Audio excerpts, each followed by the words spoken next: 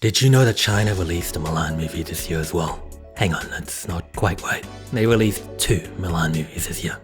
Okay, that's a lie too. There were actually 3 Mulan movies coming out of China this year. That can't be a coincidence, right? Was it some sort of Mulan space race they were having with foreign powers? Did they see Disney's Mulan as some sort of threat to their Mulan sovereignty?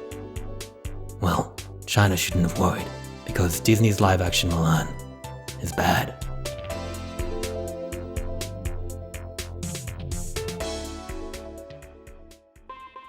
Hollywood has a problem.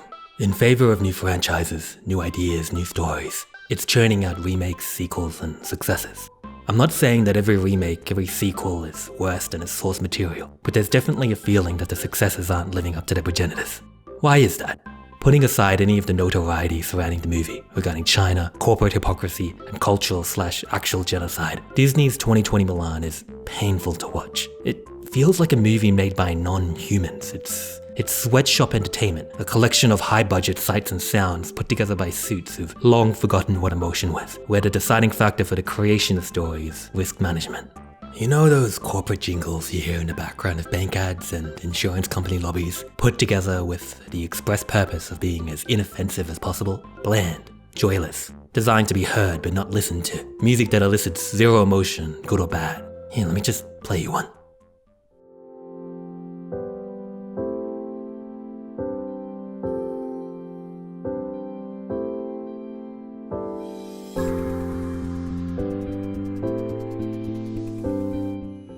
The remake of Mulan is the movie equivalent of the corporate jingle. Look, Mulan isn't alone here. The list of recent movies banking in on old titles is long. You've got The Lion King, Beauty and the Beast, Jungle Book, Men in Black, RoboCop, Blade Runner, Jurassic Park, Star Wars, Terminator, just to name a few.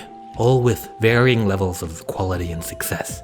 Looking at how these remakes and sequels borrow from their ancestors can teach us a lot about how to, or how not to, draw inspiration from the stories that inspire us. And therein lies a valuable lesson for any budding story writer. How do you use your inspirations to make good stories?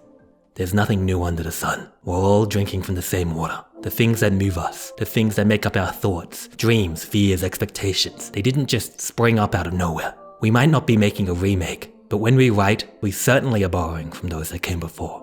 In other words, what is it about our inspirations that we admire, that we seek to capture? It's actually quite difficult to pin this down. We're good at telling others what we enjoy, but putting into words why we enjoy something, we tend to go for the superficial, the obvious, the surface level details that don't strike at the heart of why something moves us, becomes part of us. This is the fundamental issue with remakes. They wear the skin of our favorite movies, shows, and stories, scalping their faces and parading about in a facsimile of what we're familiar with. The new Star Wars movies look like Star Wars. There are lightsabers, Jedi, stormtroopers, Death Stars, X-Wings, Force powers, Rebel lookalikes, Imperial lookalikes, the classic sights and sounds and orchestral scores. There's even Luke, Leia, Han, Chewie, R2-D2, C-3PO. Come on, how can it not be Star Wars? If the surface level details of Star Wars were the reason the series was beloved, then these movies should be classics. Yet, they're not. They're perfectly adequate pulp fiction moneymakers, lighting up your evening for a moment before passing back into mental obscurity. In other words, lightsabers aren't the reason why we love Star Wars. Mulan certainly looks like Mulan. There's a young woman who disguises herself as a man to save her father from certain death. Imperial China as the good guys, defending against a horde of northern invaders. An emperor whose life is in grave danger from an assassination. Wacky shenanigans arising from our hero's cross-dressing ruse. Go down the list and you'll find a movie nearly unaltered in its general plot from the animated version. At least one of the Chinese movies that came out this year did something different with Mulan's gender reveal. Looking deeper at the animated Mulan, looking past the superficial, the text, and we'll begin to find the details that are missing from the live-action Mulan. The subtext that's the real reason why we're watching these movies. The animated Mulan was a movie with a question. What does it take to be a hero? Do you need to be a mighty warrior, skilled in martial arts? Do you need to be rich, famous, born with superpowers? Throughout the movie, Mulan struggles with this question. And indeed, the first thing we see is Mulan trying to take the easy path, the lesser path, to her desire. The very first thing we learn about Mulan is that she's not above trying to cheat to get what she wants. She's a normal girl with a flaw. Of course, we empathize with her choice, even if it's the wrong one. It's not like she's trying to get married because she personally wants it. She's simply trying to do the right thing by her family. This combination of weakness and empathy is what makes her a great heroine for us to root for. Now look at her 2020 counterpart. This Mulan is an ass kicker, who we're told in narration is filled with chi as stand-in for magic and strength. She was born different, born special. We're told she's strong, but only boys are supposed to be born with this power. Mulan's introduction here is getting carried away whilst trying to catch a chicken. She breaks a few things. The scene culminates in her doing some acrobatics off of a roof, which makes the other villagers upset. Her parents argue for a while, and we are again told through exposition that Mulan's a girl, not a boy, and only boys can be strong. Girls give honor through marriage. Her dad sits down, and again, we're given through exposition that she's super powerful. But she's a girl, so no being the hero. Character is revealed in the choices we make under pressure. We have learned nothing about this Mulan. We're told what we should think of this Mulan, but exposition and kinesis can only tell us what the writers think this Mulan is. This Mulan is passive. She does nothing, chooses nothing. She's talked at, talked to. She has no drive. She makes no choices.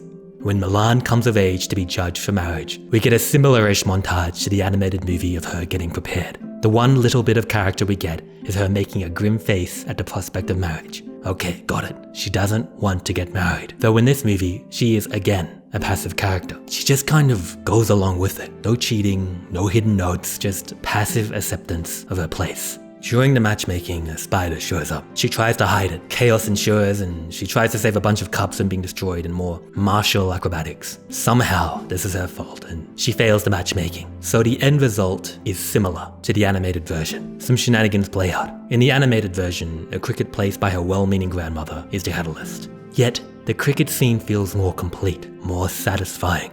Why?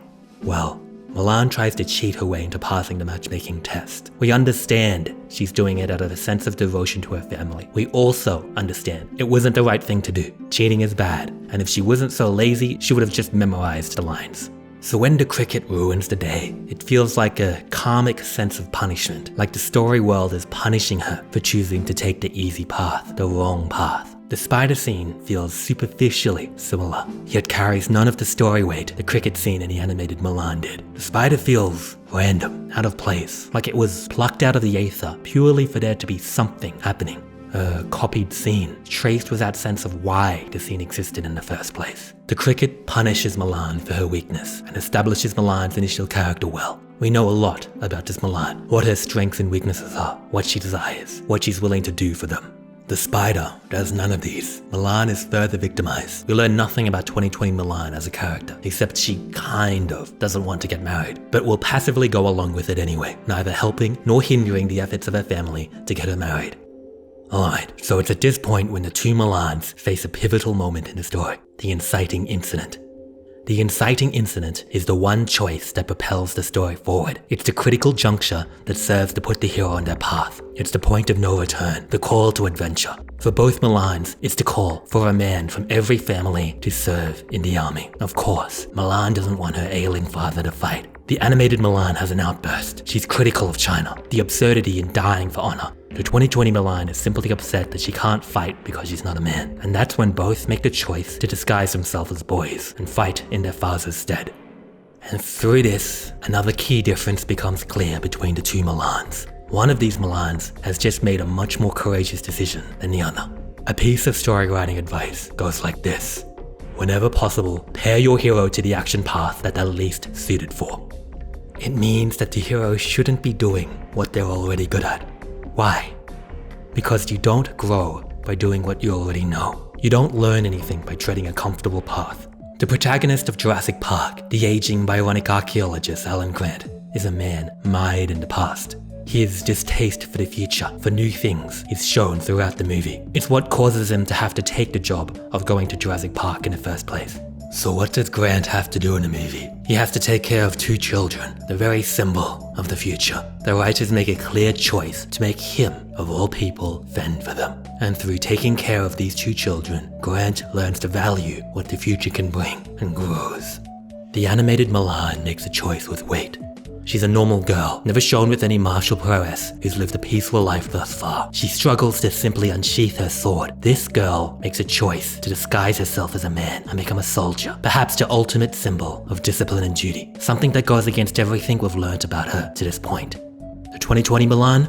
Well, she's a badass superwoman who has the strongest chi. What sacrifice is there for her to become a soldier? She's obviously going to excel at this. We've only been told, 5 times now, that she's more capable than anyone else could be with her overpowering chi. The main thing that's cost for her is the deceit of disobeying her father and the deception involved in pretending to be a man.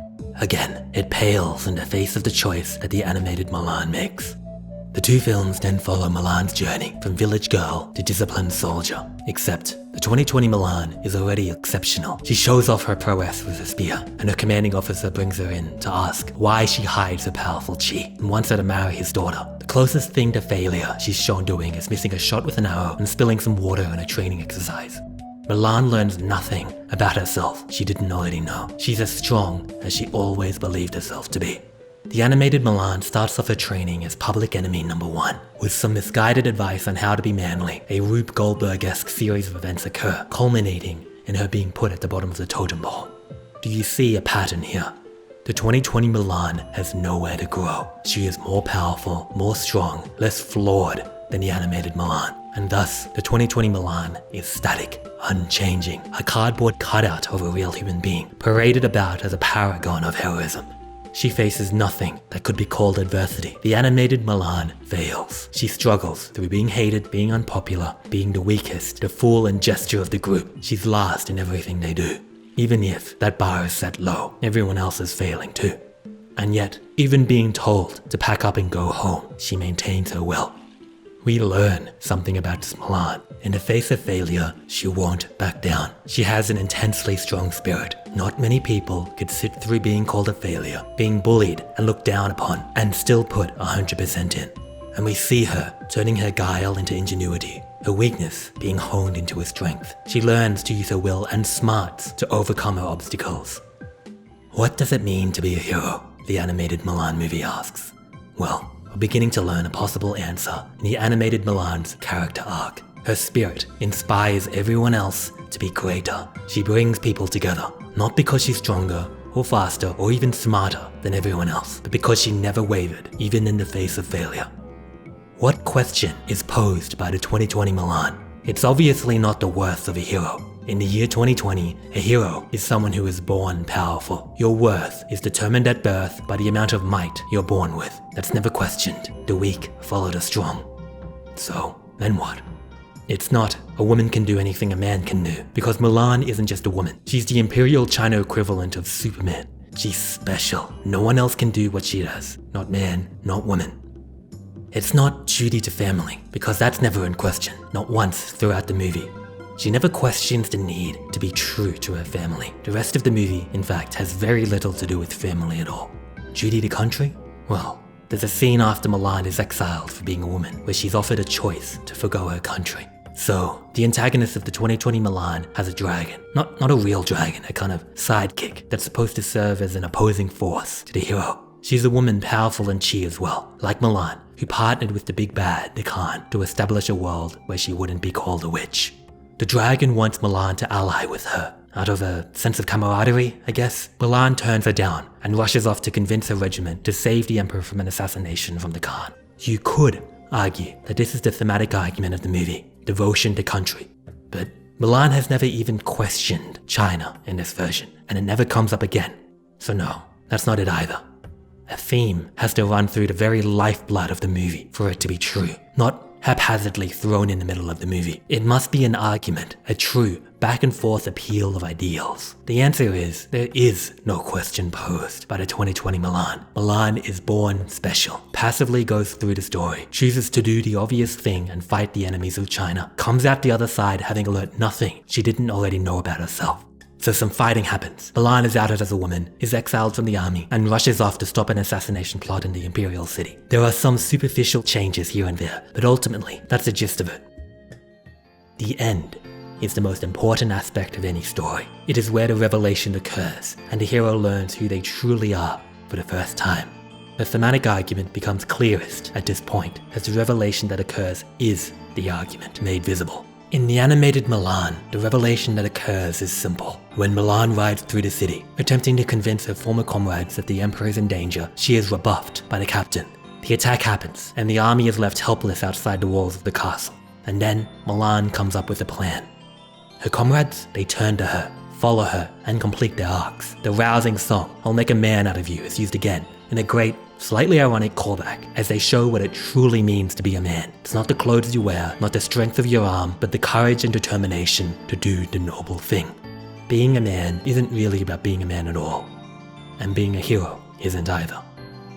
A hero fights for justice. In the face of overwhelming odds, a hero will do the right thing. She will sacrifice herself to save her comrades. Some aerobics and kung fu martial arts come about here, but unlike in the 2020 version, she's earned it. She's put in the hard work. She's grown from loser to hero. This is her karmic reward for the journey she's taken to get here, an outward representation of the hero she's become. The 2020 version, Mulan makes an appeal to the dragon. She turns on her master, leading Mulan to the Khan, and sacrifices herself to save Mulan's life. This is the closest thing to a revelation that the film gives us. And it tells us, what? That you can still do the right thing, even if you've gone down the wrong path?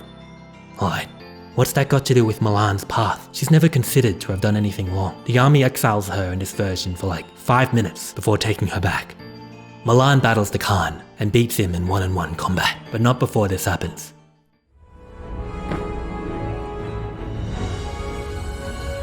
The hero that we've been told 1,000 times is born stronger than everyone else beats everyone else.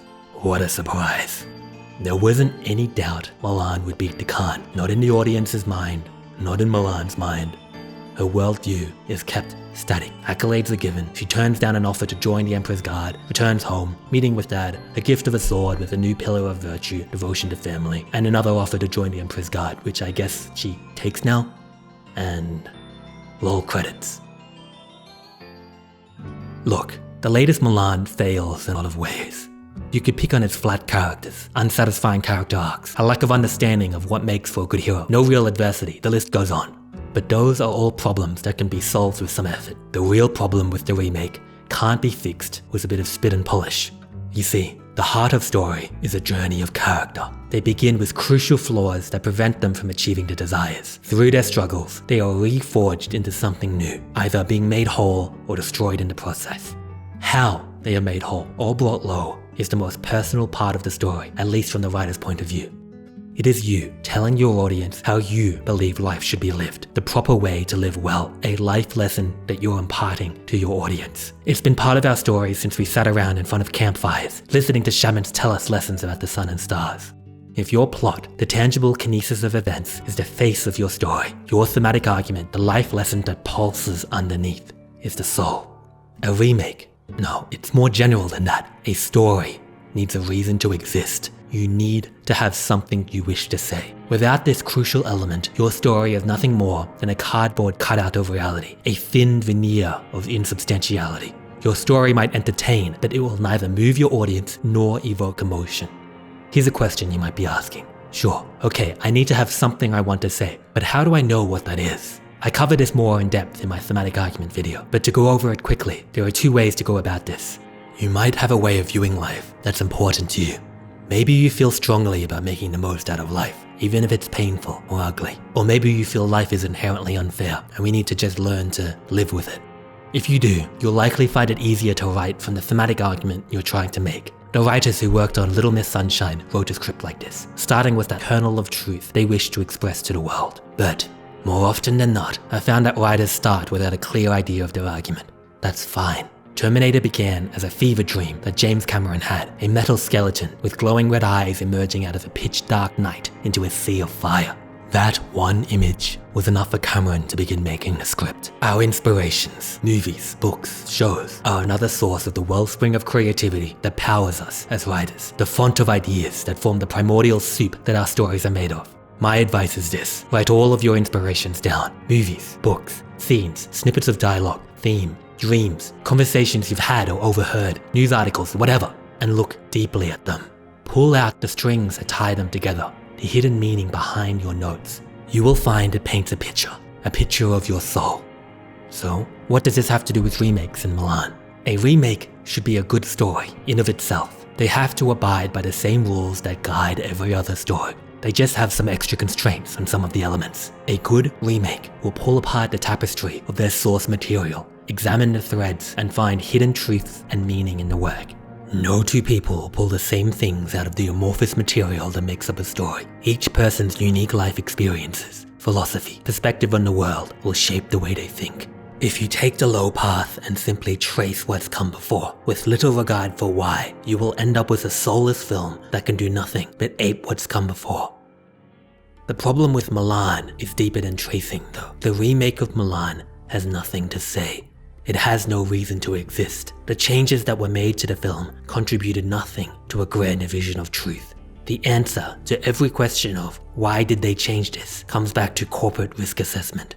Look, I understand. If you're a professional writer, creative limitations are always going to be a factor in your works. As long as people keep watching these remakes, Hollywood is going to keep making them. Hijacking the audience's nostalgia for their youth is a lower risk endeavor than a greenfield operation. It's up to the writers to make something worthwhile out of the corporate desire for maximizing profit for shareholders. Every writer is going to have to deal with constraints. They might not be as extreme as that, but even the most personal of pet projects is still constrained by opportunity cost, fiscal limitations, a realistic amount of time and effort you can put into them, your skills, you name it. It's up to every writer to learn to overcome the limitations on their work. To show that it's at least possible for a good remake to exist, let's look at more successful reboots. Okay, so I'm not going to argue that the 2014 version of RoboCop is good. It at least tried. It didn't just try to make a more hygienic, less fun version of RoboCop, which would have been the path of least resistance. You could say a lot about the original RoboCop. For me, it was a movie about a cop turned cyborg, fighting to bring his killers to justice. But running deeper than that, it was a movie about what it means to be human. Is it the flesh and bones? The way we look or sound? Our programming, either literal or biological? The answer, of course, is none of these. Murphy is human because he chooses to be.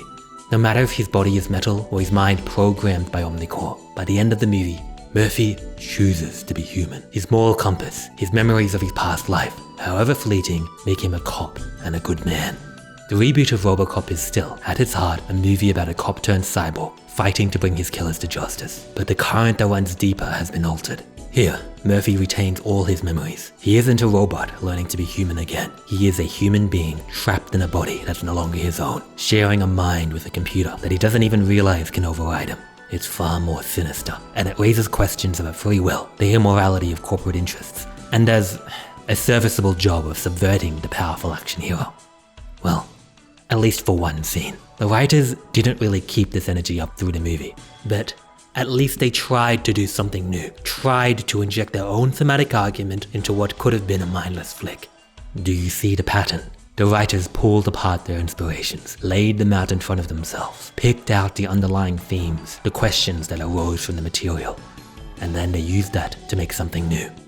The gold standard for reboots, successes, and remakes that I've seen lately is Blade Runner 2049. It's not without its flaws, but the movie can confidently call itself its own movie, whilst being faithful to the original in the ways that matter. The original is a movie about a detective hunting down a group of rogue replicants, human facsimiles, but it's really about what it means to be alive, to be sentient, to be a thinking, feeling person. The replicants in the movie, they act oddly, at times coming across like broken machines rather than anything alive. They show little empathy, have strange outbursts, but their quest for survival is empathy-inducing. And what does Roy, the big bad, do at the end of the movie? When it's clear he is going to die, he hunts Deckard down, ruthless and animal-like. And in those last moments, when Deckard has overextended and is facing death, dangling feet above the earth, Roy saves him. Being alive is more than being a person. The most human thing you can do is save the life of another. Blade Runner 2049 could have tread upon familiar ground. It would have been the easy thing to do. And when you look at the elements of the movie, you'll find a lot of similarities. A detective, a hunt for a replicant, grimy cities, a neo-noir veneer over the entire movie. But they didn't. They looked at the pieces that made up Blade Runner, and they found their own voice. What gives your life value? All throughout the movie, we see how worthless a life is. Human comfort and interaction is emulated with technology, cold lights and sounds. Children work in sweatshops. Trees, nature is extinct. There is no hope. There is no living. Just a sort of existing. And through it all, K, the hero, the lowest of the low, a replicant, learns he might just be special after all. Like it or not, it changes him. The idea of being unique, rare, different. Is that enough to give your life meaning? The movie seems to ask. Well, no. The zinger is, he isn't special. He's just like every other replicant out there. It nearly crushes him. He doesn't matter. And it's there that he makes the most important choice in a movie, to do what he thinks is right, not for any gain, not for personal profit, but because he has decided that's the right thing to do. In a word, he takes control of his life in a world without meaning. By choosing to do good, he saves Deckard's life, takes him to his daughter, and dies, complete. What value is there in your life in a world which eats all hopes and dreams? As much as you give it, the movie says. It says this through Kay's journey from helpless, passive replicant to a man who takes his life into his own hands. This is good. This is exactly the way you make a remake succeed, by taking what we know and love about the original and finding your own voice, your own thematic argument in it. Ultimately, the failure of Mulan is a failure of thought. It commits the cardinal sin of story, having nothing to say. Without that connection with a real person writing, a human being's insight and perception, we as the audience feel nothing. We see the illusion fall around us like a house of cards. It's a bunch of actors dancing like monkeys on stage, designed to be inoffensive. A corporate chess piece that exists to make money. It might seem like an obvious thing, sitting here at the end, looking at the pile of mediocrity that's Mulan in 2020, but it's an easy trap to fall into. Regardless of if you're making a multi-million-dollar blockbuster or a personal project, getting trapped in the moment-to-moment of getting your story onto film or paper or whatever, the practical problems that come with the process of transubstantiating your ideas from aether into tangibility. Here is the take-home message. Take time out when you're creating. Take time to think about your inspirations, to really think about what it is about them that moves you, because simply borrowing the superficial won't make your story good by proxy. Star Wars isn't its lightsabers. Jurassic Park isn't its dinosaurs. Men in Black isn't its suits and sunglasses. And Mulan isn't a woman dressing up as a soldier. Learn something about yourself through the things you love. Insight is key. If your heart is in the right place, nearly every other problem can be overcome. I can critique, fix, modify nearly any script that's got something to say. But a story without soul is terminal. Let's work to make our stories better than this. Your voice, your ideals, your perspective on the world, it deserves better. We want to learn from each other. Human beings are like that. We want to be moved, to be changed by the stories we consume. It's the reason why stories exist. So what are you waiting for? The only person in the entire world who can write your stories is you.